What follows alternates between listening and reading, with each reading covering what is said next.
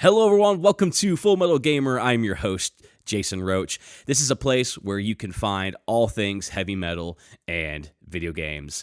Before we jump into today's video, I would like to say how awesome all of you are, and I'd like to say this channel has finally and officially hit 1,000 subscribers. So thank you to all of you. That is a pretty awesome milestone. I never thought I could get 5 of you to listen or to watch my videos on this channel. So thank you very much. So with that being said, let's jump into today's video. We have a brand new album from Brainstorm titled Plague of Rats. Brainstorm is a legendary German power metal band. They have been around since, I believe, 1989. So they've been around for a while.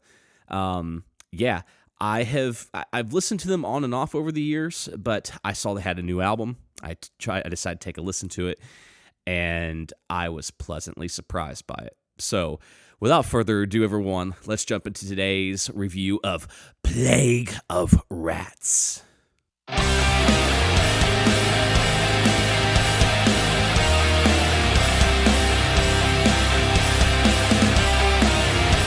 So like I said in the intro, Brainstorm is a legendary German power metal band.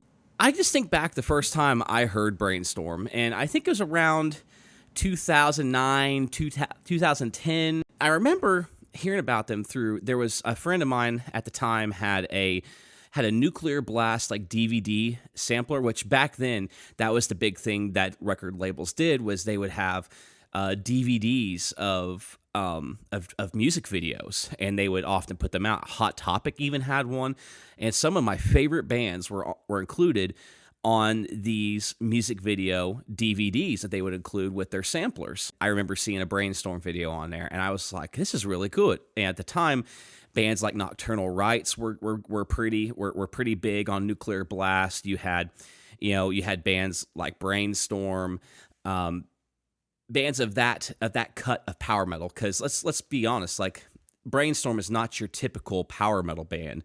They're not always fighting the dragon, saving the princess kind of power metal. They're more on the lines of more of the hard rock power metal, kind of like symphonic kind of stuff.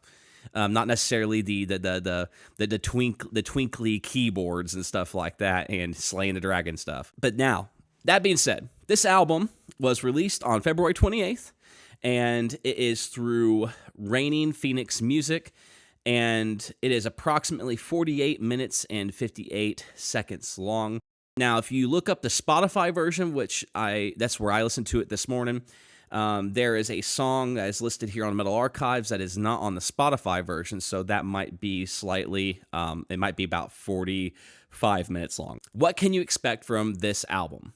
This album, I'm telling you what, everyone, if you like big, powerful riffs, hooks, melodies, big choruses, this is for you. I mean, I don't know what more you can say. Right out the gate, you got your intro, which, of course, typical for bands like this. They do a little intro that leads into the kind of a variation riff of the next track, which is Beyond Enemy Lines, which is one of their lead singles for this album release. And when it goes into that first initial riff, I was just like, whoa, like I wasn't expecting a riff like that.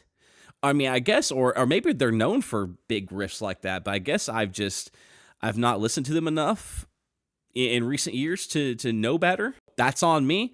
But here I am now. I'm listening to it now, and that was a good song. That's some good riffs. I mean, it was borderline melodic death metal at times. And then you got the next track, Garuda, Eater of Snakes, which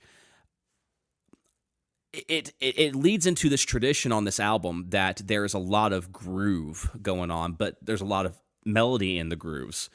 So, and then big choruses once again. Then you go into songs like False Memories, Shepherd Girl, The Soul That Lingers in Me, Masquerade Conspiracy. They're all about the same in terms of tone and structure. And there's some good stuff in those songs. but they're definitely, for me, not really the standout, but they're definitely good songs. Then you have a track called From Hell, and this song I'm still kind of iffy on. Like, I don't know if it's technically a song for me, but there is a really, really cool, like, mid to ending, like, part of the song where they go freaking nuts on, there's some really nice guitar leads and solos. I was like, shit, they're going all out. And that's good to see. So now we get to my particular favorite track of the album, and that is The Dark of Night. There's something about this one that's just like, man, that's just a good song. You ever just listen to one and you're just like, that's a good song. That's what this is. And then you got the next song, Crawling, which is probably my least favorite track on the album. I mean, don't get me wrong, it's good. It's something that you would have probably heard back in 2010, and there's nothing wrong with that. Then you have the last track, Curtains Fall, and then they also included a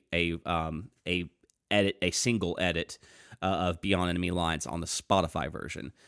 But Curtains Fall is probably my second favorite track on the album. It's just, there's a groove, it's a nice groove, melodies. I mean, once again, choruses. To summarize this review, this is a really, really fantastic album. I would say as of right now, this is a album of the year contender for me. This one is really good. I will probably go back to it, and I will probably re-listen to it several times. Anyway, everyone, I hope you enjoyed today's review. I enjoyed doing this video, and I am going to have some more coming down the pipe for all of you. So once again, if you enjoyed this review, please share this review on your social media pages. React to my review on YouTube. Take clips, put on your TikToks or whatever. Obviously say where you got the video from, but yeah, do the stuff. I mean, spread the word. Buy merch. Buy their music. Listen to their stuff. Spread the good word. That's all I ask of all of you. So with that being said, have a wonderful night. I'll see you all in the next video. Long live heavy metal. Standing at the gate.